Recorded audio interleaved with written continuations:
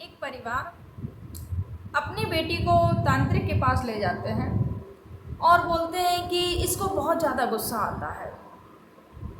तांत्रिक उनको आश्वासन देता है कि आप चिंता मत करिए, हम आपकी बेटी को बिल्कुल सही कर देंगे, कुछ समय लगेगा उसको, आप थोड़ा सा बाहर जाइए। और तांत्रिक बेटी का नंबर लेता है, उससे बात करता है और नंबर लेने के बाद में बेटी को बोलता है कि मैं तुम्हें बिल्कुल सही कर दूंगा, ये जो घर वाले तुमको लेकर इतने परेशान है ना, उसकी तुम चिंता मत करो, बस मैं जैसा बताऊं वैसे तुम करते जाना। आखिर क्या ऐसा बताया था तांत्रिक ने करने के लिए और क्यों बेटी को तांत्रिक ने बोला कि तुम अकेले आना, घर वालों को मत बताना ये बात कि मैं आपसे मिलने जा रही हूँ, ये बात घर वालों को मत बताना। आखिर क्यों उस तांत्रिक ने उस 14 साल की बेटी को अकेले बुलाया था, जानने के लिए बने रहेगा मेरे पूरे वीडियो में। आप सभी को मेरा प्रणाम, मैं सरिता राणा। फ्रेंड, आज की जो मैं सच्ची घटना आप सभी के समझ लेके आई हूँ वो उत्तर प्रदेश के बरेली फरीदपुर की है। यहाँ के रहने वाला एक परिवार, जो कि बेटी थी, पढ़ने जाती थी, बहुत अच्छी कॉलोनी जिसमें जो सरकारी रिटायर्ड टीचर थे वो रहा करते थे, उसी में कुछ दिन पहले ही एक तांत्रिक आता है जिसका नाम पंकज होता है। अब वो जब तांत्रिक आता है वहाँ पर और लोगों से, जो टीचर होते हैं उनसे बात करता है, ऐसे ऐसे करके अपने बारे में बताता है कि मैं लोगों को सही करता हूँ, मैं तांत्रिक हूँ, मैं तंत्र मंत्र के द्वारा बिल्कुल सही कर देता हूँ, कोई भी कितनी भी बड़ी समस्या हो। अब ये चीज़ें वो धीरे धीरे लोग आने लगे उस पर।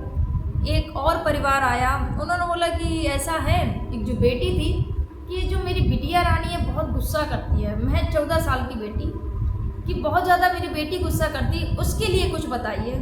तो तांत्रिक ने बोला ठीक है, हम बताएंगे, आप अपनी बेटी को लेके आ जाना। परिवार बेटी को लेके पहुंचा और जब परिवार बेटी को लेके पहुंचा तो तांत्रिक ने बेटी से बात की और फिर बोला कि हाँ आपको इतने दिन आना है, इस दिन उसने तांत्रिक ने बोला इतने दिन आप आएंगे, आप बिल्कुल सही हो जाएगा। पहले दिन बातचीत की और परिवार वालों को आश्वासन दिया कि बिटिया बिल्कुल सही हो जाएगी, आप चिंता मत करिए। अपना नंबर भी दे दिया, बात भी होने लगी। उसके बाद में फिर एक दिन रखा कि हाँ इस दिन आ जाना आप। फिर आती है, उसके बाद में तांत्रिक क्या करता है, लड़की को अकेले में बोलता है, जाके परिवार वाले को बोलता है कि थोड़ा सा जो भी है तंत्र मंत्र करना है, आप लोग मत रहिएगा, मैं इसको अंदर ले जाके तंत्र मंत्र थोड़ी सी करने। लड़की के कान में बोलता है जाके कि ऐसा करो, मैं तुम्हें बिल्कुल सही कर दूंगा, ये जो घर वाले तुम इतना गुस्सा करती हो और ये भी लोग भी फिर गुस्सा करते हैं, चिल्लाते हैं तुम पर, तो उसके लिए मैं तुम्हें बिल्कुल सही कर दूंगा, लेकिन तुम्हें एक उपाय करना पड़ेगा। अब 14 साल की बेटी, उसने बोला कि हाँ बताइए महाराज जी, क्या उपाय करना पड़ेगा।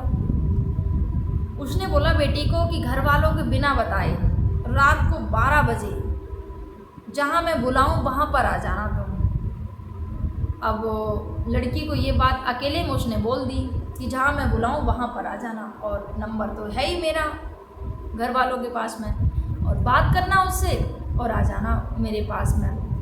लड़की को ये बात बोल दी, बोली एक चीज़ बोल दी, लेकिन बताना किसी को नहीं, घर वालों को, ये अकेले तुम्हें करना। अगर तुम्हें बिल्कुल सही होना है, तुम चाहती हो कि तुम्हें बिल्कुल गुस्सा ना आए, तो उसके लिए तुम्हें एकदम से मेरा कहना मानना होगा।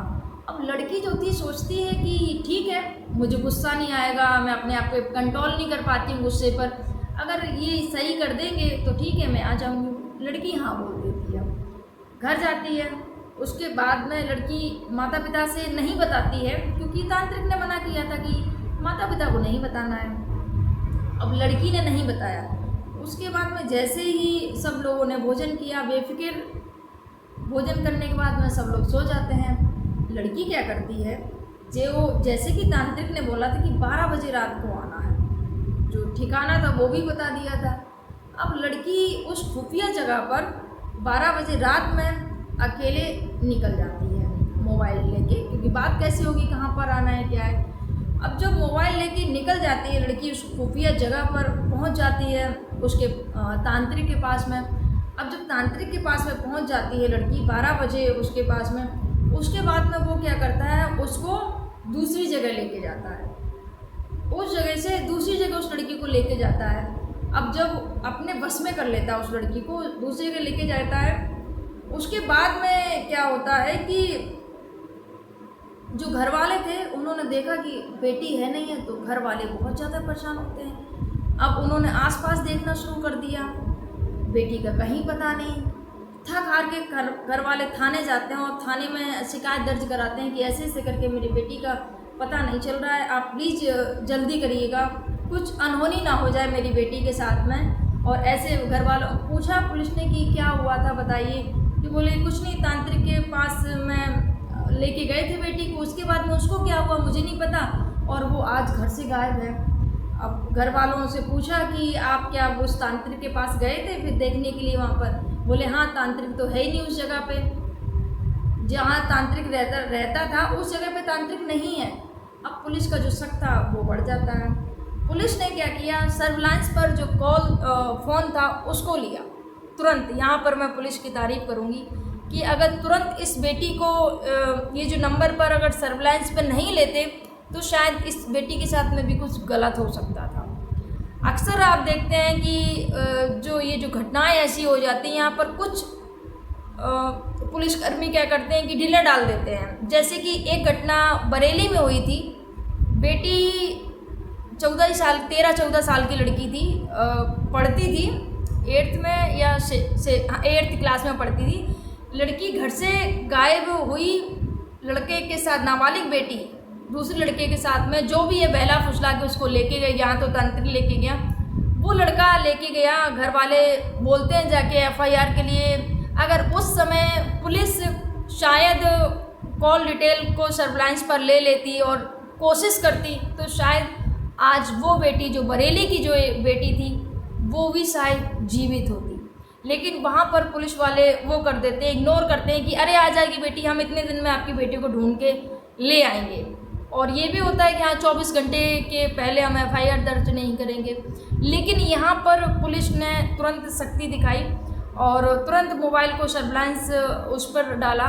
सर्विलांस की मदद पर जैसे ही फ़ोन को डाला तो जो तांत्रिक था उसकी लोकेशन जो पाई जाती है पुवाया के बुधिया गांव में।